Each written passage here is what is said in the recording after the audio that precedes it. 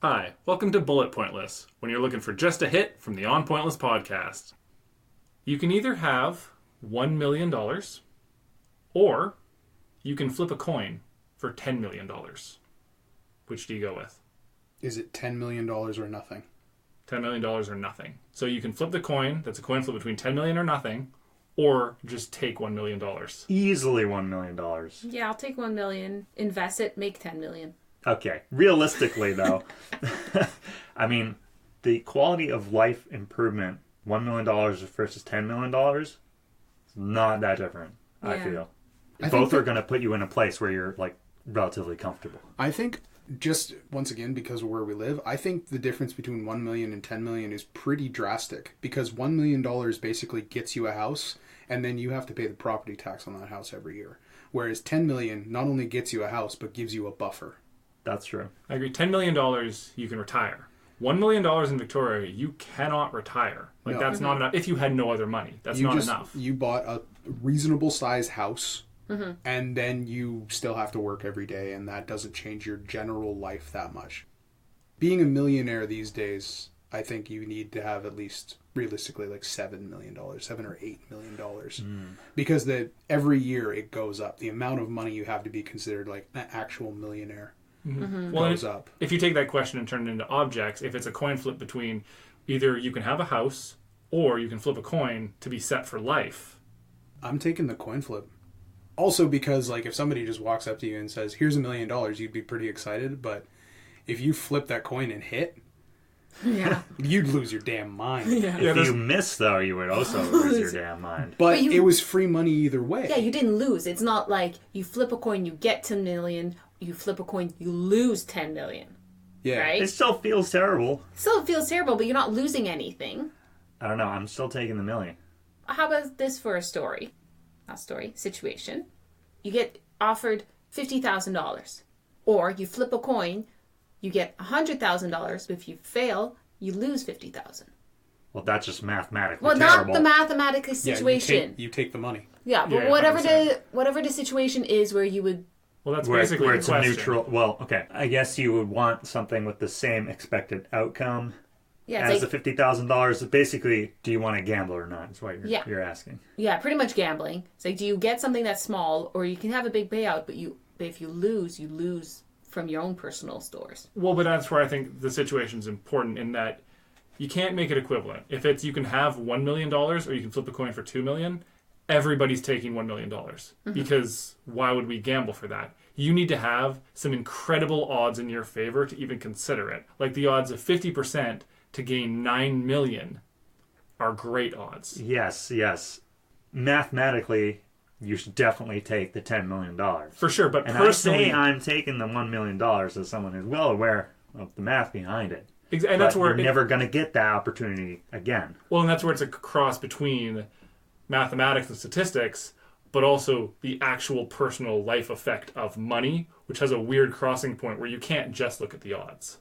I'm definitely, this is definitely, like, kind of a Brewster's Millions question at this point. Can you spend $40 million to gain 400? Was the premise of that movie. His uncle left him a gigantic sum of money, but in order to get the $400 million, he had to spend $40 million in 30 days. And if he didn't spend the $40 million, he left with nothing. Oh my gosh. So, and you had to get rid of all of it. What an amazing premise. It is an amazing premise because what it also does is it gets all of that, like, I need to have stuff out of the way right away. Like, I need to go buy a sports car, I need to go buy a house. But then you lose all those things. Like, you don't keep any of those things at the end of it. You have to get rid of all of them. So you buy a sports car, but you immediately hand the keys to your friend.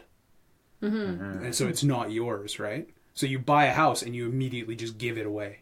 Interesting. What movie is this? That sounds Brewster's so cool. Millions. It's a Richard Pryor movie from the 80s. That sounds like a fun movie. It was a really good movie, yeah. I personally would definitely flip the coin. I'd coin flip it Okay, for sure. okay. Almost everyone in the world should take the million.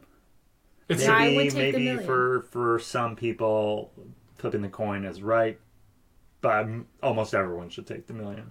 most people probably should take the million, but I just look at it for me, I'm like, I like the idea of I could put myself in the spot where I didn't lose $1 million. Basically, if I lose a coin flip, it never happened to me. Exactly. And if I win the coin flip, I have $10 million. Okay. And I could convince myself of that, though it might be hard that day. I'd be too scared to flip a coin. Like, you don't have kids and you've been working since you're 18. It's true. I'm in a good financial spot where I can afford to do that. But either way, like, I think it would also be fun. Like, your life is about experiences. So for you to have the experience that you flipped a coin for $10 million, that's a thing you're not going to be able to buy. Sure, that's not going to put you to sleep at night when you miss and hit zero, though. If nobody else knows about it, like somebody just like, as we walk out of this room, there's somebody there and they give us all the option.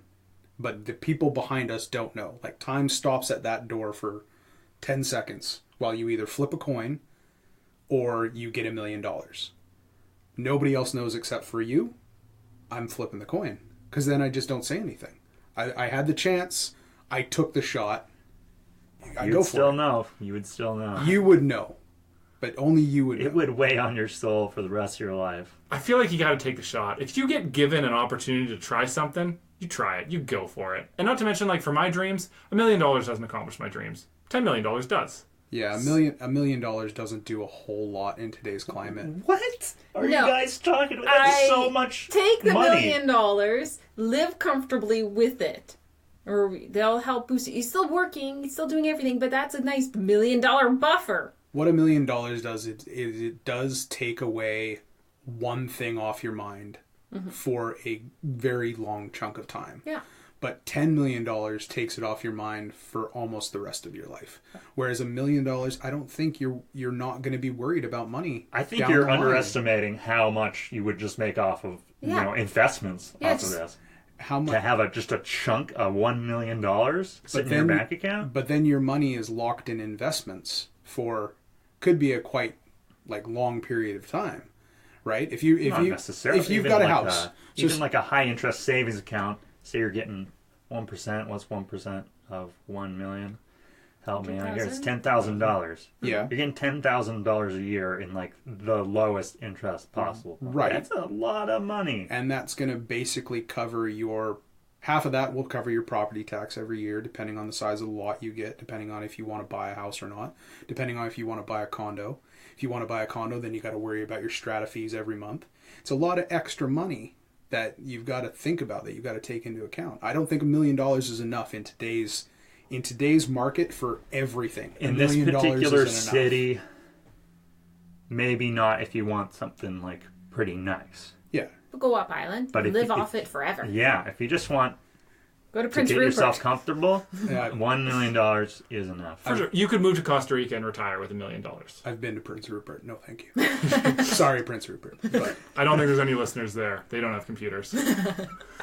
Wow. Shots fired.